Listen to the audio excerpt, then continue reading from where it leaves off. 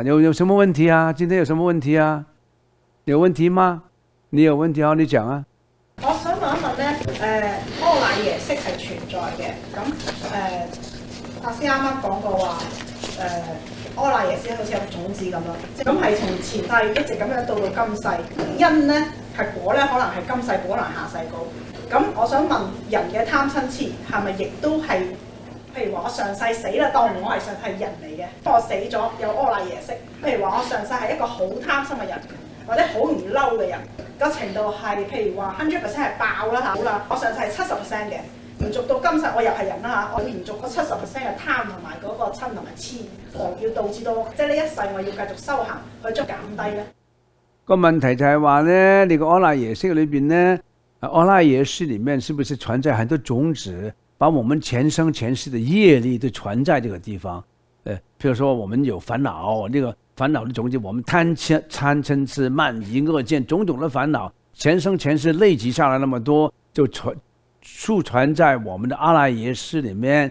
這個阿賴耶識很多人說是靈魂，也可以說是靈魂呢。那麼有這個靈魂裡面傳了那麼多這個業的種子啊，一生一生的帶這個業的種子啊，投生下去，是不是？好，我就解釋這個問題。這個問題問得很好啊，我喜歡問題的，有問題才好嘛。嗱，咁呢個係點樣呢？因為是廣東話問問題，廣東話回答這個問題。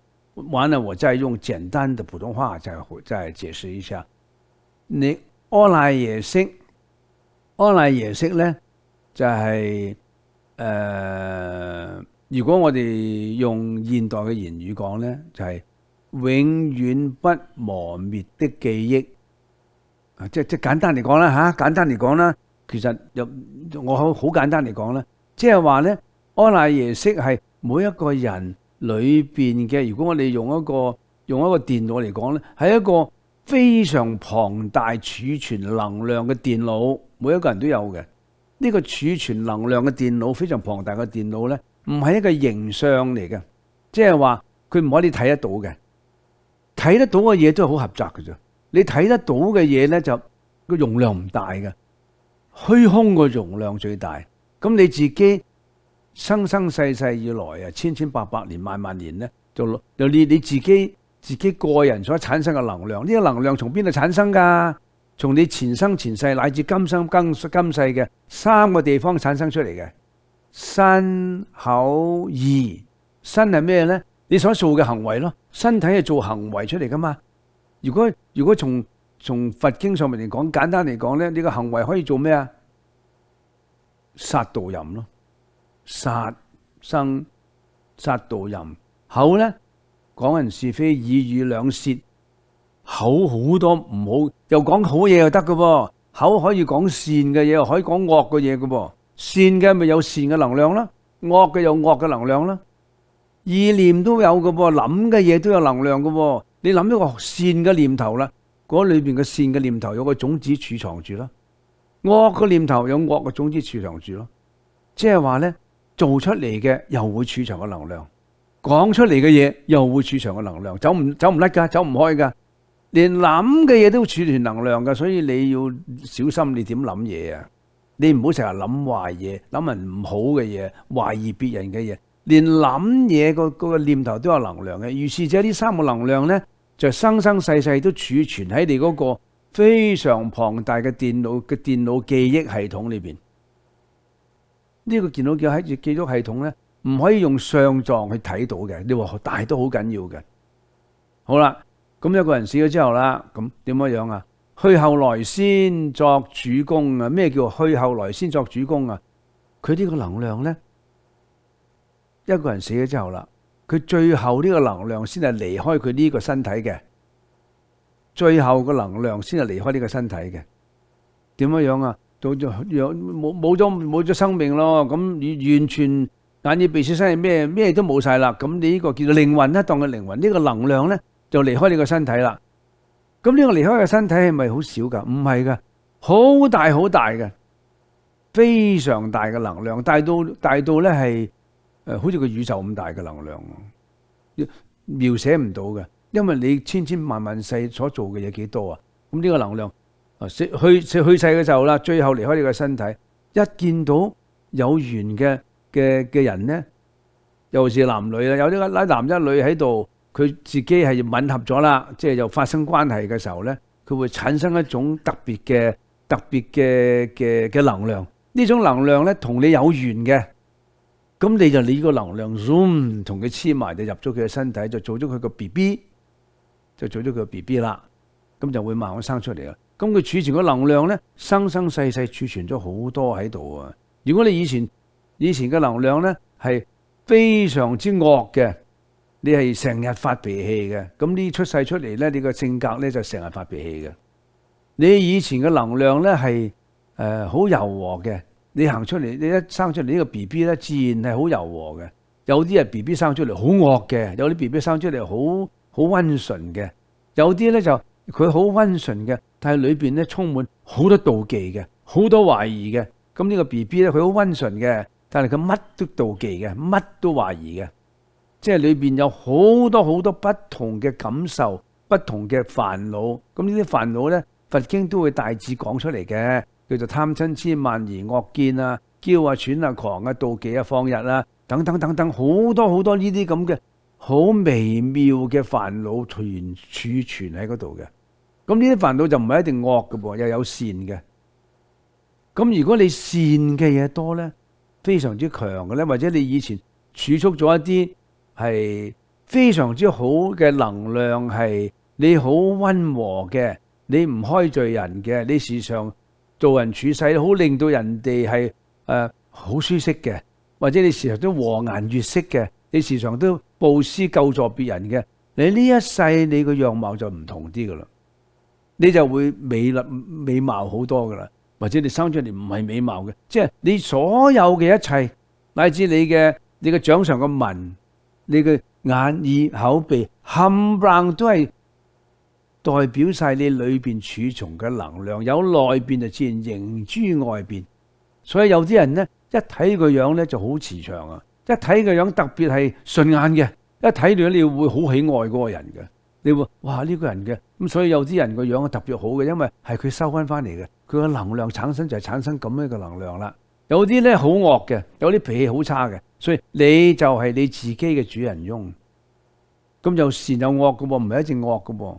當你善多嘅時候咧，就唔你呢一世就完全係善多嘅時候啦，就冇咁多惡報啦。你冇咁多惡報嘅時候，你嘅心境都唔同啦。如果你惡多嘅，你係殺人眨眼嘅大盜啊！咁樣你喺呢一世嘅時候咧，可能短命，可能被殺。個個人嗰個遭遇都唔同嘅，就係你以前世帶落嚟嘅。咁如果我知道咁啊點啊？咁你咪要知道你係點樣樣咧？你要停止你嘅惡業啦，因為咧你以前嘅能量本嚟惡嘅，你惡上再加啲惡嘅，呢個惡好容易就生出嚟嘅，個現報好快嘅。如果你呢一世出嚟咧，你有呢個惡報嘅，但係你好邁向善嘅，你有特別嘅緣故咧，你係我又去咗觀音，我11、12歲我媽媽帶我去觀音寺噶啦，咁我13歲我就皈依啦，皈依咗之後咧，我對於佛法都好有興趣嘅，我又受戒啦，不殺生、不偷盜、不邪淫、不妄語，我做咗好多呢啲咁嘅好能量嘅嘢，可能你個惡能量暫時唔會出得嚟嘅，因為你嘅善能量強啊嘛。你一早就信佛啊，做好事啊咁，你越嚟越做得好事多咧，咁你嗰個善嘅能量咪強咯，惡嘅就唔出住，或者惡嘅會沖淡咗。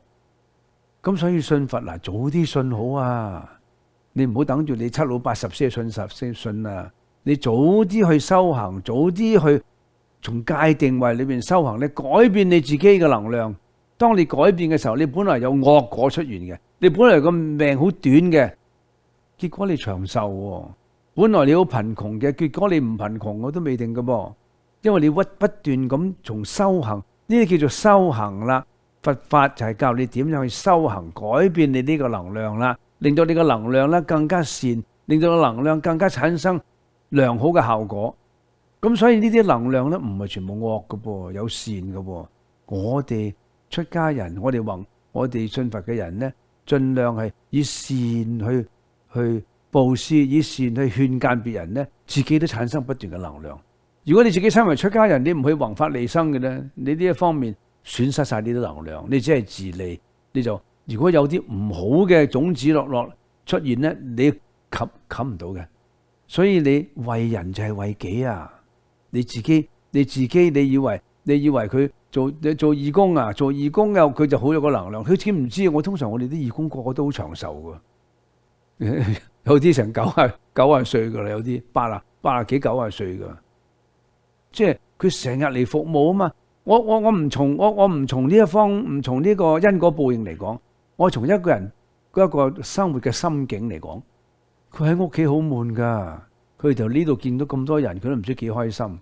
見到你睇下金太喺度賣嗰啲，你唔好睇佢賣啲齋滷味啊，咁佢同人哋打下牙膠啊，傾下偈啊，佢都唔知幾開心。今日我賣咗300啦，呢個今日500，你今日又400啦，咁佢過得好開心。即係佢有寄託啊！我哋從一個工作嚟講，佢有寄託啊！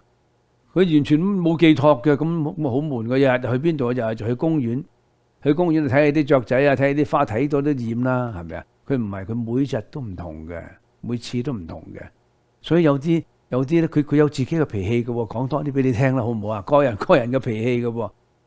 如果佢嚟，我就唔嚟。咁有啲咁嘅情況發生嘅喎。佢我咁，佢又話唔得，呢個唔得咧。總之下次佢嚟我就唔嚟。咁好啦，咁既然唔嚟，咁唔會為咗你唔俾人做噶嘛。咁你唔嚟咪算咯。咁結果佢又要嚟噶啦。因為點解？佢悶過頭啦嘛屋企，所以佢哋話點啊法師，佢話唔嚟喎。係啊，唔會唔嚟噶，唔出1個月又要翻嚟噶啦。真係噶，係真係噶。慢慢佢又要嚟，佢喺屋企悶到咩咁，佢一定要嚟，佢嚟到成個人生猛晒，你知唔知啊？所以呢啲唔係淨係佛法嚟噶，呢啲淨係生活嘅情趣嚟噶。你明唔明？我而家講咗生活嘅情趣啊。好啦，咁就係咁啦。你嗰個問題，阿賴耶識咧好多嘢喺度講噶，唔知點同你講咧，就係你不但係有惡，不但有惡有善，有善嘅。你從身口意裏邊做惡，亦都可以從身口意裏邊做善事嘅。